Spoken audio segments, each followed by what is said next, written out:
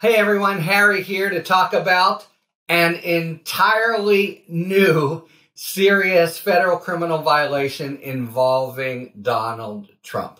This one for money laundering and his company, Trump Media, which is the publisher or owner of Truth Social, the platform he uses to send the country his endearing missives. All right, as bet we have only a very little peek into this from one press report. From that peek, it looks to me like this is all quite preliminary, but we just have to add it to the ledger of the things that are, potential criminal problems for Trump. Okay, first, money laundering, as you may know, just means there's some money or cash that's typically cash that's an ill-gotten gain, and you have to launder it to make it clean to use it. So if you stop and think about it for a second, if you're a big-time drug dealer or gun dealer, at the end of the week and you collect, you've got stacks and stacks and stacks of cash. Now what? You can buy groceries with cash, but you're not going to walk into a car dealer, much less a real estate agency. You need to have a standard checking account, and you need to be able to take this ill-gotten gain, this crumpled up hundreds of thousands or more in money, and make it part of a bank account ledger so you can buy stuff with. And the process of making dirty, ill-gotten money into clean, part of the conventional consumer banking system money is money laundering.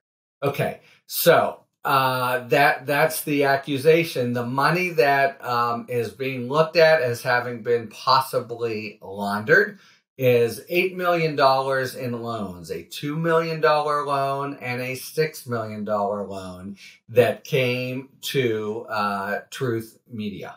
And the reason it's being looked at, or the sort of, sketchy and tantalizing details that we have from this one report is it appears that it technically is listed as coming from two different entities, but if you do a little shoe leather forensics, it leads fairly quickly to a man in Russia who is very connected with someone who's very connected with Putin. That's I could go more into it. The first guy's quite connected. The other is a family member or otherwise connected. But you can imagine, that's pretty thin stuff so far. But it's enough to investigate. So the question is that they're looking into assiduously now is, did this guy have some ill-gotten gains, and were the loans of $8 million designed to launder them? Now, apparently, a tantalizing detail that we do have, the first $2 million loan, Don Trump Jr., who's on the board of this company, it's all the usual, well, it's many of them. Here are some members of the board: Kash Patel, Devin Nunes had been a chief executive, in fact. So Trump Jr. is on top of this $2 million loan and is sending emails about it. So that's going to have to play out, and what that's about sure seems more serious and connected with his father than, say, the laptop Hunter Biden issue, but I digress. But the question is, do they somehow know about the laundering? And then another really strange detail that again indicates we are really at the beginning of an investigation in the Southern District of New York, by the way, that, the hard-charging premier office. But the $6 million loan seemed to have come through by surprise to many of the executives there, which, yes, is weird as can be. And they were worried about the provenance of them. Maybe they knew something about the Russian guy. And in particular, one officer was very worried about it. He has since become a whistleblower. He left the company, took his information to the government, and that seems to be the origin of the whole investigation and why they are now, looking into it.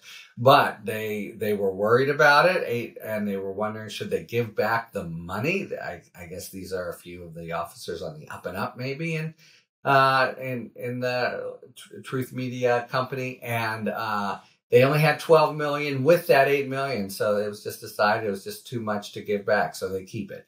Now it's going to be really key. What were their suspicions? What were the discussions at the time, etc.? And as I say, there's a whistleblower on the scene to sort of provide it. Okay, a very preliminary inquiry. Nevertheless, as you total it up, and if you're keeping score and wondering all the different possibilities, we have to add to the list a money laundering investigation that certainly touches on Trump Jr., certainly touches on Trump's company created as the mouthpiece for his social media transmissions, and possibly Trump himself. So that's probably going to germinate slowly, and there's a lot of other things that are going quite quick, but this is good to have in our in the background in the back pocket on the overall list. Okay, anything else big happens on it, I'll follow it, come to tell you about it. Until then, it might be a while, but until then,